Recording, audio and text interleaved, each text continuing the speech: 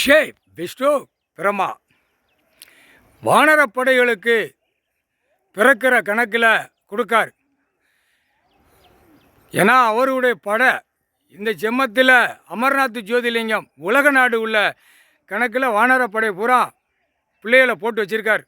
பையங்களையும் பொண்ணு பிள்ளைகளை அது ஆட்டோமேட்டிக்க வரும். இப்போ உள்ள ஜென்ரேஷனுக்கு பூராமே படிக்கிற பிள்ளைய பூரா கடவுளுடைய பக்தி அதை காலகாலத்தில் கொண்டு வருவார். எல்லா பிள்ளைகளுமே எல்லாமே வானரப்படைக்கு எடுத்துருவார். அதுதான் வானரப்படை தான். இதுதான் கணக்கில் பிறக்கிற பிள்ளைகளை இவனுக்கு 7 செம்மம் சேட்டை செஞ்சவன் பூரா அழிச்சிருவார். 7 செம்மமாக சேட்டை செஞ்சவனை பூரா உள்ளே கிடக்கான். சாமி கும்பிட்டு இந்து மதத்துலேயும் கிடக்கான். இந்து மதம் சொன்னால் தான் அவனுக்கு காது கேட்கும். படைக்குது ஒரே உயிர்ன்றார். கடவுள் ஒரே உயிர். ஆனால் இதுலேயும் கிடக்கான். முக்காடு தொப்பி தாடியில் கிடக்கான். அடுத்தாப்புல பாதராக கிறிஸ்டினாக இருக்கானா அவன்லேயும் கிடக்கான். எல்லாமே இவனுகளாத்தான் நடத்தி நாசம் பண்ணதான். புரியாடா? அந்த நீதிமன்றம் நீ நடத்துகிற நீதிமன்றம் டெல்லி டு தமிழ்நாடு வரைக்கும் இப்போ புரிஞ்சிட்டியா? இந்து மதம் சொல்லி சாமியை கும்பிடுதானா கடவுளை அவன் கடவுளே எனக்கு கஷ்டமாக இருக்குது, கொஞ்சம் பூமியில் விவசாயம் கொடுங்க, சாப்பாடு உணவு கொடுங்க, ரொம்ப விளைய மாட்டேங்கன்னு அவன் அந்த ஒத்த வார்த்தை கேட்பான். அதுதான் கடவுளுடைய பக்தி, கடவுளுடைய கணக்கு. அடுத்தாப்புல இந்த 2 மதத்துக்காரனும் ஒரு மதத்துக்காரன் வெள்ளைக்காரன் ஆட்சி ஆங்கிலர் காலத்தில் உள்ளவன். இவன் தான் கிறிஸ்டின் பாதராக உட்கார்ந்துருக்கானா. ஜட்ஜினா நீதிமன்றம் எப்படா இருக்குது? அதுதான் கணக்கு. நல்லா புரிஞ்சுக்கோ. 2வது கணக்கில் முக்காடு தொப்பி தாடி இவன் அதான் முஸ்லீம்னு வச்சிருக்கேலடா. 7 செம்மத்து சேட்டை அவன் எப்படா போடுறான்?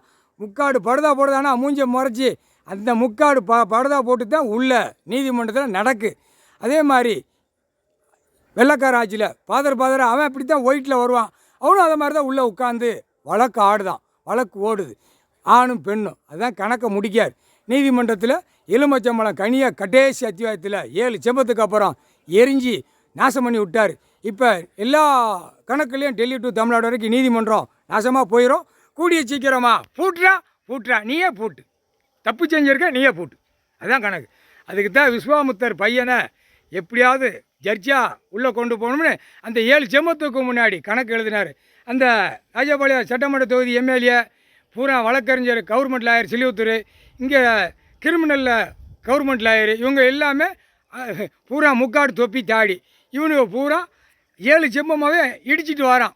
ஐயா ஆலயத்தை சொத்து கடவுளுடைய சொத்து பூமியில் இடிச்சிக்கிட்டே வரான். இந்த செம்மத்தில் நான் கைலாசத்தில் உட்காந்துருப்பேன், நீ கை வச்சு பாடுறான்னு வச்சாரு, இடிச்சிட்டான் சுற்றி. இது எல்லாமே சேர்ந்தவன் தான்டா. ராஜபாளையம் சட்டமன்ற தொகுதி எம்எல்ஏ உட்கார வச்சு பேசி ஜட்ஜி அதான் அந்த ஜட்ஜி யாருன்னு தெரியுதா? விஸ்வாமுத்தர் பையன். அது கண்டிப்பாக வானரப்படை இராணுவம் உள்ள வரையில் அந்த கணக்கு கேள்வி கேட்கல தான் இவன் அந்த நேரம் மாட்டுவான். மாட்டையில் வானரப்படை வச்சு தூக்குவார். எல்லா கணக்கும் கழிச்சு போட்டு வச்சார். நீ கொட்டு மேலே அடிச்சிட்டே போங்கடா. கொட்டு மேலே அடித்து பிபி ஊதி சிக்கி தட்டி உன் பொண்டாட்டிக்கு நிறையா சேர்த்து வச்சுருக்கோம்னு தட்டு. ஏற்கனவே ராஜபாளையம் சட்டமன்ற தொகுதி காகித பேப்பர் என்ன அடங்கலை. அவனுக்கு அடங்காமல் எங்கே அழிக்கணும்னு ஓடுதான். எல்லாம் பஞ்சாயத்து போர்டில் அழிக்கான், வாங்கி தின்னுட்டு போகிறான், குளத்துகள் அழிக்கான். எல்லாம் சேர். இது எல்லாம் கவர்மெண்ட் லாயர்லேருந்து அரசியல்வாதி கீழே வார்டு வரை கிடக்கிறவன் பூரா ஷேர் பண்ணி பேப்பரை அடித்து நல்லா கொண்டு போய் எல்லாம் இவன் கணக்கு 3 நாளைக்கு முன்னாடி தான் கணக்கு போட்டிருக்காரு. பீரோவில் வெள்ளி பீரோவில் தங்க பீரோவில். இப்போ ராஜபாளையம் சட்டமன்ற தொகுதி அவனு வெள்ளி பீரோவில் தங்க பீரோவில் செஞ்சு வச்சு பொண்டாட்டிக்கு இப்போ இன்னைக்கு சாமி கும்பிடுவான். ஆயுத பூஜை கார் வண்டி வச்சுருக்கான், 4 வீலர் 2 வீலர் நிறையா வச்சுருக்கான்.